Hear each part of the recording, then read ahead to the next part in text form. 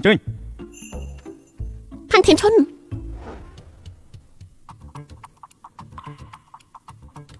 Nè ní chứ nè ná này nó mày qua mà này cứ chia lục sấy quần ly lâu chi hai trăm này cứ chia lục sấy tay nâng chấm đôi càng quát Mà chụp một sầm lanh men tê Mày cứ xem như là rắm tha Bộ cây hạ đâu chỉ mình sai cho chất khi mình trắng hả mình men thiệt đăng này ninh tay cho mấy đứa trong phương quẹ ai chui bẩn tách ta bán thế cứ bãi nè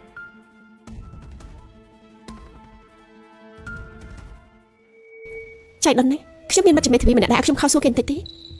bà trong mà con hơi này ninh tay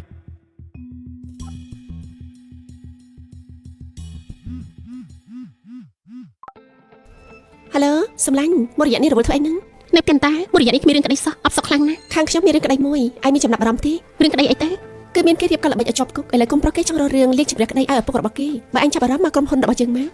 អូខេខ្ញុំទៅដល់ឥឡូវហើយបានសេមេធាវីធានខានជួបគ្នាយូរហើយចាំខ្ញុំណែនាំឲ្យស្គាល់ម្នាក់នេះគឺជាមិត្តរួមថ្នាក់និងជាមិត្តសម្លាញ់របស់ខ្ញុំមេធាវីធានស៊ីរូចំណែកម្នាក់នេះគឺជាមិត្តភក្តិរបស់ខ្ញុំលោកផាងសួស្តីរីករាយដល់បានស្គាល់អញហៅខ្ញុំមកធ្វើការងារសំខាន់នេះហៅឯងមកធ្វើការងារសំខាន់តោះបញ្ញាប់ឡើងផាងធានឈុងប្រាប់មេធាវីពីស្ថានភាពរបស់លោកទេគឺរឿងរបស់ពួកខ្ញុំ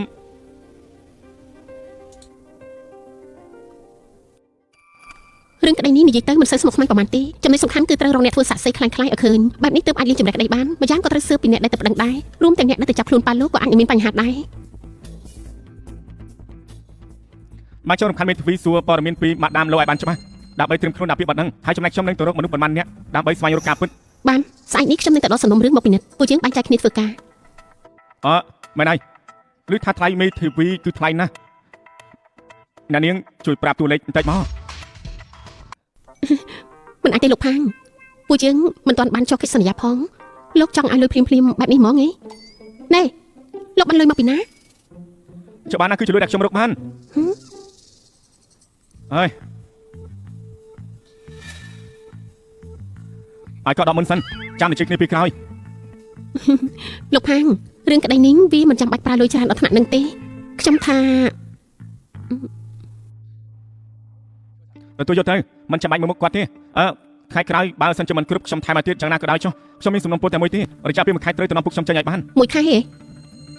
ខាងខ្ញុំប្រហែលជាគ្មានបញ្ហាទេគឺអាស្រ័យទៅលើខាងតុលាការថានឹងមានបញ្ហាអីឬអត់តែប៉ុណ្ណោះនាងគ្រាន់តែតាំងចិត្តធ្វើពីសមត្ថភាពទៅបើមានបញ្ហានោះរីកាមកខ្ញុំខ្ញុំនឹងចេញមកដល់ស្រ័យទេបដារាំងផ្លូវកុំចាត់ទេបដាព្រះមករាំងផ្លូវកុំចាត់ព្រះគ្មានអ្នកណាមករាំងពួកខ្ញុំមិនអាចចេញពីគុកទេខ្ញុំនឹងឲ្យពួកគេសងមកវិញទៅចុះទេមេធាវីធានទទួលលុយគេឲ្យត្រូវចាត់ការរឿងគេបានល្អណាស់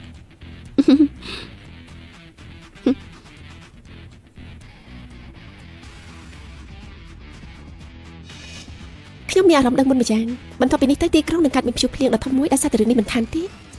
មិនអាចទេដឹងគ្រាន់តែសន្តិសុខទៅតាក់ម្នាក់តែមានអំណាចអីដល់ថ្នាក់ហ្នឹងឈុតបន្ទាប់ពួកយើងមិនចាប់ងាយៗទេ